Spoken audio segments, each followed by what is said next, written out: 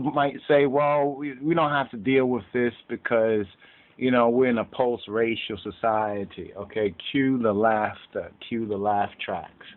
All right, a post-racial society. Really, this is the one issue that folks have not dealt with. You understand? And in other words, this is a real issue of public policy of where we go in the future if we really are to go to a age of peace. But there's many beings that don't want peace, and they promote these half-truths and lies. So we want to expose this. Call this maybe one of the Rastafari Exposed series, like Black Hamitics and Shemitics. Because some would say that Ham is the black man, right? That Shem is like a brown or Asiatic man, or tan, or some would say olive. They'll say, Middle Eastern looking, or Middle Eastern Asian looking. They'll say Shem is Middle Eastern Asian looking. But then, we have the Middle Eastern people who do look Asian. And the more that we study, we recognize that many of the so-called people of the Middle East during a certain period of time were a certain Asiatic or Asian, Chinese or Mongolian, as they used to call it, looking people. And we can see that in a lot of Muslim, Islamic art and and a lot of the Islamic and the Muslim art, we see that as well. Also, we want to deconstruct this whole idea of Semite and Shemite, and we specify Shemite or Afro, that we are Afro-Shemites, all right, Afro-Shemites, or another way of looking at that is Kamo-Semitic or Kamo-Shemitic. Kamo and Kam or Ham is another way of saying Ham. Now, this whole idea of Ham, Shem, and Japheth, similar to what you see in front of you, although this is from the Rastafari org, 12 Tribes of Israel. I think we got this clip a couple of years ago. And this says, Noah begat 3 sons, Ham, Shem, and Japheth. Right? And it says, and Jah hath made of one blood all nations of men. Actually, you got to study that right there. It doesn't say of one blood. It says of one. Of one. Even in the Metaf Kedus, or His Majesty's Bible, and you can get the parallel version and study it for yourself, that it says of one, and that agrees with Septuagint and the oldest scriptures, and not just the oldest, but the most, when we say the most accurate, the ones who are the scriptures of the New Testament that are accurate in their interpretation. This is in Acts of the Apostles. Some people believe out of one blood, but that makes no sense. This is where folks approaching some pseudoscience would say, oh, how could everybody be of one blood? I know there's a song, I like the song too, One Blood and all of that. I love that song as well. Well, that one blood that we really are of, in truth, is the blood of the Moshiach, Yeshua HaMoshiach. That is I and I true one blood. You understand? That is the one blood that we are of, in spirit and in truth. And that is definitely a related subject matter. But let's just lay this down at the outset, that this whole idea, and this is what a lot of people are taught in Bible and Protestant and other Gentile, Western, Anglo-European, white supremacists. This is totally a white supremacist eugenicist idea that Noah had 3 sons and they were 3 different races. Some people say, well, you have to accept that on faith. That's not an area where it says to accept that on faith. That is telling us there's a logic, and the logos is Yeshua. You know what I'm saying? And the logos definitely tells us that is not so. Because a lot of folks still are walking in the flesh, so they're still looking at the flesh. First of all, the original man was Ethiopian in the truest academic, scientific sense of the word, to say a black man or that original black man. And this is what's very interesting, Ethiopia being the first place mentioned in the Bible as well. But in this white, Gentile, Eurocentric, Anglo-American way, which is part of Satan's way, Remember, America has a blessing, but it's double-minded. You understand? It's double-minded. If you're double-minded, you're unstable in all your ways. So that's why they play the black versus the white. That's why they play the red states versus the blue states. And they say, well, we all should get together, you understand? And some people are in poverty and impoverished because things have been unfairly and racistly tipped against them. And they say, well, look, you got a black president, but you got a white mama. You know, and not being racist, but just observing the obvious. You know, and recognizing that, you know, attitudes and opinions are based on different things than intellect. So let's try to get to the intellect on this right here. So we're going to call this, I think, Black Hamitics and Shemitics. But at the outset, we want to dispel a couple of myths, right? The Ham, Shem, and Japheth myth. That's what it is. It's basically a myth. Now, a myth doesn't mean it's bad just because we call it myth. Because a myth basically is a story, a parable, we can say is a myth. But what story, what's the interpretation of this myth? The popular interpretation is that one was a black man, one was like a Asian, Middle Eastern type, olive complexion, they like to say. A lot of the so-called pseudo-Orientalists, European Orientalists, they like to say, well, one was a Middle Eastern type. And what you mean Middle Eastern? Oh, olive complexion. But there are black olives and green olives. They thought we didn't know that. We like olives. There's black olives and green olives. What do you mean by that? Stumbles them again. Because for them to think that the original humanity were various shades of black and not in the conventional sense of one was kind of like black, one was kind of like not black and not white, and one was white. So one was black, one was white, and one was not black, not white. I'm more towards white. You know what I mean? It's just totally ridiculous. But then when we study this whole Shemitic thing, that's why we pointed out my Earthly Father's book that we got to publish for the first time, posthumous, you know, but also we kind of try to annotate and footnote it, the antiquities of the black race, right? Because you have to understand race and you have to understand white supremacy. Otherwise, everything else that you think you know will only serve to confuse you. And this is not, you know, any racial superiority besides the race of or the seed of the woman. You understand? And the seed of Yeshua. You understand? Aside from the seed of Yeshua, we're not talking about aside from the kingdom of God, no kingdom is above any, no government is above any government. You understand? No matter what their mythology might be. You understand? Not for I and I, in spirit and in truth. So let's first of all dispel this Semite, right? Because they'll say, oh, that's anti-Semitic. You understand? You're against the Jews. You understand? Wouldn't it be that's anti-Semitic, you're against the Semites? Because the Semites, they say the Semites are the Arabs and the Jews. Right? And sometimes if you look at some of them, especially those born in the Middle East, you'd be like, what's the difference? You know what I'm saying? People say, ain't that the shame of it? They're so close as one people. But they're not the original people the Bible is speaking of. You know what I'm saying? So you have to understand the whitewash. You understand? And we're not just saying everybody was black. But we're going to dispel, first of all, the overreaching and overarching lies and deceptions. You understand? And try to do this in grace.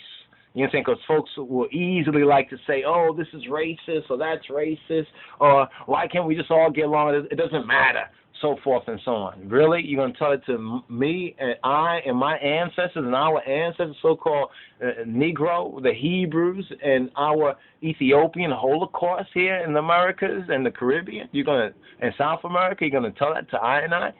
You must be lying. That's why so many of them are kind of double-minded concerning Obama, because one part is white and one part is black, and they don't know where they stand. But that's a related but different issue. So this idea of the whole Shemite brought in this idea from the Ashkenazi and Babylonian Talmud, you understand, that one was like, say, African, and one was like Asian, and one was like European or Mediterranean European. Well, you know, there's a lot of other peoples, and you have to wonder, well, what about these other people? Where do they come from? You know, and there's people groups, or they are ones who are described as like nations or peoples, and they don't come out of this Ham, Shem, and Japheth lineage. Where do they come from? Are these aliens, extraterrestrial, reptilians, Nordic types? Who is speaking about here? So we have to look at all the evidence. All right? So the 18th century is what brought in this Semitic talk among certain European Jews who were seeking to reaffirm their identity, protect their identity, or, you know, from their writings, you know, seeking to put forward their identities, so forth and so on, you know, to preserve it, because they were having problems with the regular white folks who were not Jews, you understand, because they are also Europeans too. And the whole Slavic and slave connection is interesting as well. Now, some will say, well, no, you're wrong, because where are the Hamites in Africa? Where are the Semites or the Shemites? They are like right there in the Middle East, like right there, you know? And then the Japheth people, they went to the Isles of the Gentiles, and that's Europe, and that's where you find white people today. Well, today is today. But if we're looking at Genesis here, we're going to have to trace it back with all the available historical, archaeological, monumental evidence, and there's a lot of evidence. All right, so write down first that the whole Semitic mythology, the modern Semitic mythology, was coined in the 18th century. What does that mean? Sometime in the 17-something. Ones in Europe started to coin these things. This is when they coined a lot of their racial New World Order ideas. This is when the New World Order really, you understand, came into being, the real New World Order. You understand, not this new World Order. Did you know the New World Order, the Illuminati New World Order? But we're talking about facts, talking about evidence, all right? So that's the first thing you need to keep in mind. And along with that, from the so-called counterfeit Judaism, or the Judaism of the Ashkenazis and the extremely racist branches of it, like you could say, like the Rothschild-like branches of it, came this Babylonian Talmudic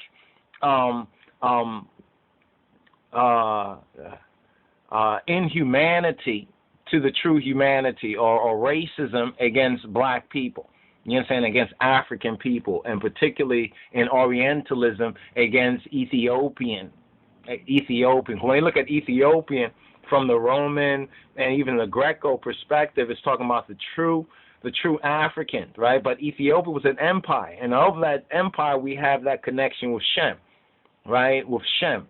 See, some of our black Hebrew Israelites, they're looking at just the text, but they're not seeing, even in the text, Moses, his wife was a Midianite, which was the black Arabs originally, right? And the Midianites was like the Texas of the empire of Ethiopia. That's why she's also called the Ethiopian. That explains why people say, well, they have two wives. Not in that scene right there. Is basically that she's called first by her father Jethro, who knew of the true God. There's no question that he knew of the true God. So how could Moses invent what they call monotheism? You understand? What he did was free his people from a religious bondage. You understand? Just like we are seeking through preaching the good news of the King of Kings and Christ to free our people from that religious or Roman religion bondage.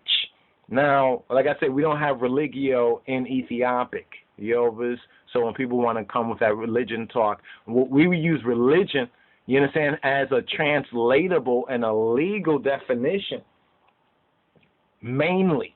You understand? But when we go to our roots, we go to our roots. So, first of all, grace and peace and the love of Yeshua HaMashiach be to all of you. Let us go through this post that was posted by one named Sala, and we will annotate or highlight certain things. They say, I wanted to comment on the Hamitic and Shemitic people. Much respect to both. What bothers me is a lot of black people think a Shemite, or what a lot of people think a Shemite is. This is interesting, Shemite. And this is why we save and highlight this particular post here, because a lot of people don't know there's a difference between Shemite and Semite, right? And people say, oh, that's just semantics. Well, Sem is also Shem, Sim, right, is name, and Shem is name, the name. But anyway, or the renown. A Shemite is a Afro-Asiatic person. A Shemite is a Afro-Asiatic person. And let's give you an example so you understand this. Moses, well, let's go to Abraham, for example. Abraham and Hagar, Ishmael, you could say, was Afro-Shemitic, right? Hagar and Keturah, right? Afro-Shemitic. Some even say Abraham himself Afro-Shemitic, because when you look at Nimrod or Namrud, right, and Cush and the empire extending out even to Nineveh and Babylon and to that ancient world, we see the black Assyrian link. And the monuments tell you the whole story right there. So the author of this post begins off on a real strong footing that a Shemite is an Afro-Asiatic person, right? An Afro-Asian person. Most Shemites have two lineages, Ham and Shem. Now you have to understand this, that some of the black Hebrews would dismiss this because they don't recognize that a lot of the doctrine that we've picked up, we haven't passed it through the fire of real Hebraic academia to burn off all the dross. You understand? So some things we pick up, even if we pick up some things from these Jews or those Jews or these Christians or those Christians, we have to check it out. We have to really test it. You understand? If we haven't tested, be like David, we can't, deep end on that. It's not a support. It's not trustworthy. So this Ham, Shem, and Japheth thing that one was African, one was Asian, and one was a Middle Eastern European is totally faulty. You understand? Especially in its modern connotation. Now, if we look at this more in its ancient etymology with the correct racial appreciation for black people, for Ethiopian people, and not just for us as black folks, this is also very important for a lot of the white folks, because they don't recognize how deep, you understand, the delusion or deception of Satan, has gone on amongst them. White supremacy, Nazism, all these false gods and modern philosophies that are failing and bringing people to the edge of the brink. You know what I'm saying? So a Shemite is an Afro-Asiatic person. Most Shemites have two lineages, one of Ham or Ham and one of Shem. This people always dwell around each other, and therefore they are what we can call a mixed, right? We can call these a mixed people. Now, it's important for us to understand that in its in this true context and also the connotation, the possible connotation, right, of this as well, that they were a mixed people. What we wanted to do was actually find, if we can, we wanted to find, I think we did this somewhere around here. We want to find a map, you understand, one of the maps that we use that more or less accurately seeks to put who's who where and where they were in this general ancient biblical time and according to the topography, right? Because this is important too. You understand? That's why on a lot of maps, when they show you, like Africa, they cut off the Middle East. But the Middle East is also part of Africa, part of that Afro-Asian.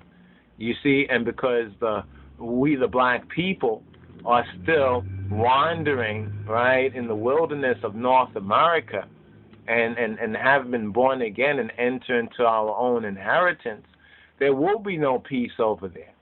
You understand? I know a lot of folks don't want to hear that, but that's just the truth. There will be no peace over there. Let me see if I can go right here and get this. Okay, here we go. It sure went there from before. Now, if you look at some of the other art out there too, okay, this is the map that we wanted to show right here. This is the map. right? This is the map. Now, as you can see, they say Ham is here, right? Ham is there, even though Kush, this is just lower Kush. Upper Kush is right here. And remember, even Kush, even continentally, and the name Tobia also applies, the good land. It's even the good land today. They know that. They don't want you to know that. You know what I'm saying? Because you'd be like, what am I doing in like an apartment? You know what I'm saying? When I got a whole continent. You know what I'm saying? Of course, you won't be that greedy, but you want at least to get your, get your land grant, as it were. You know what I'm saying? Really to take it. But anyway, we're going to get into that. Now, they say Shem right here, right? Shem right here, right? So Shem is right here. So you can see how these tribes, judging by the descent, how they lived and dwelt together, And you can even see up here is more of Ham, right? That's part of Ham, too. It's showing you right there, because folks are not gonna. They're gonna be like, no, only African in Africa. Because I looked at TV yesterday. You have to remember how many thousands of years, how many thousands of years that we are out. Now, let's look at this right here. One more, if we can bring up this other picture right here. This is some European artist. I don't know the name on it right now. A European artist. Envisioning Ham, Shem, and Japheth, right? I mean, do you see yourself? Do you see yourself in this mix right here? Do you see yourself in this mix? Which one is the black man? You know what I'm saying? Because see, this was when they were under the philosophy or the false Bible hermeneutic, the false teaching, the Antichrist teaching that the black man was. Came about by the curse on Canaan, and then they mixed that up too, because they say it was a curse on Ham, and there's no curse on Ham, but there's a curse on Canaan, and they really mixed that whole hermeneutic up right there. So where's the black man here? And they still show you pictures like this. Is this the black man right there? Is that him with the red beard or whatnot like that? Is he the red? Who's the black man there? So you can see on some of their older stuff that they just disclude the black man totally. You understand? Just like they do even in this end time scenario. You know what I'm saying? Yeah, we got a lot of lost sheeple, but you got to remember God's plan and his providence. So let's go on with this right here on black Hamitics and Shemitics. All right? So we've established, right? We've established that most of the Hamites, or what we call Hamites, as well as Shemites, have two lineages. We see it biblically in Abraham, right? We see it also scripturally in Moses. And remember what happened to Miriam, because she had a problem with Moses' Ethiopian wife, and there was nothing racial there. People say, oh, it was racial. No, it was cultural. It was cultural. You have to understand, remember when Moses went to Ethiopia, this is to a lot of them, that's where he got his powers from, when he went to Ethiopia, when he got the other half of the story, so to speak. You know what I mean? Is where he really came back now with this powers. Remember, it was Jethro. It was Moses' Ethiopian father-in-law. And there's no question of his religion or his religiosity or his spirituality. Because in a sense, he initiated Moses into the other side of the story, and now Moses went forward to free up his people because he recognized my people need to know this. They don't know this. You know what I'm saying? So Moses could have rose up big time with the Egyptian Boule clique, but he didn't do that.